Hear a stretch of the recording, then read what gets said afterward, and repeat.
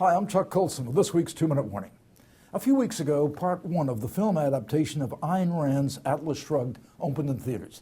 Despite being heavily promoted in the conservative press, it drew small audiences and then proceeded to sink like a stone, putting the second and third parts in jeopardy. Good. I have no intention of seeing the movie, and neither should you. In fact, not only should you stay away from the film, you ought to stay away from anybody who intends to see the film, unless their interest is ironic. I'm serious. My great friend, the late Bill Buckley, one of his greatest contributions to modern conservatism was his effort to purge it of cranks and crypto-cultists.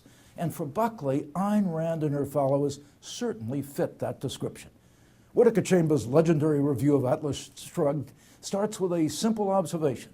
It's a remarkable, silly book. So silly, bumptious, and preposterous that it can be called a novel only by devaluing that term.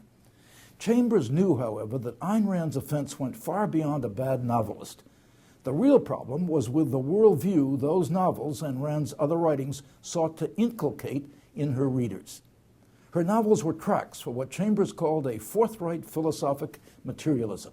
The book's aggressive atheism grows out of this materialism which places man at the center of a godless world, a world in which self-satisfaction becomes the moral purpose of his life.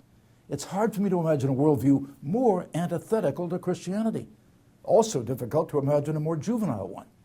As one writer aptly put it, there are two novels that can change a bookish 14-year-old's life, The Lord of the Rings and Atlas Shrugged. One's a childish fantasy that often engenders a lifelong obsession with its unbelievable heroes, leading to an emotionally stunted, socially crippled adulthood, unable to deal with the real world. The other, of course, involves orcs. Yet 50 years after Chambers eviscerated Rand's book and her worldview, Rand is not only with us, her patently anti-Christian ideas seem to be gaining steam. Not only was Atlas Shrugged turned into a movie, a former acolyte was the chairman of the Federal Reserve, Alan Greenspan, and powerful committee chairmen on Capitol Hill make their staffs read her tracts. Even prominent Christian commentators call her work ahead of her time.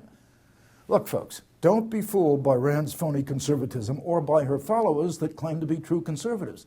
Her philosophy of life, called objectivism, is nothing more than the idolatry of self and selfishness.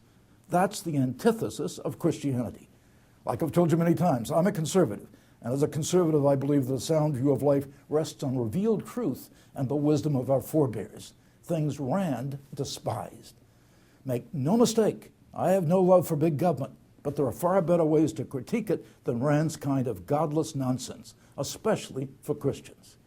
One thing is for certain, though surely unintended, today's followers of objectivism are undermining the gospel. Beware. I'm Chuck Colson. That's this week's 2-Minute Warning.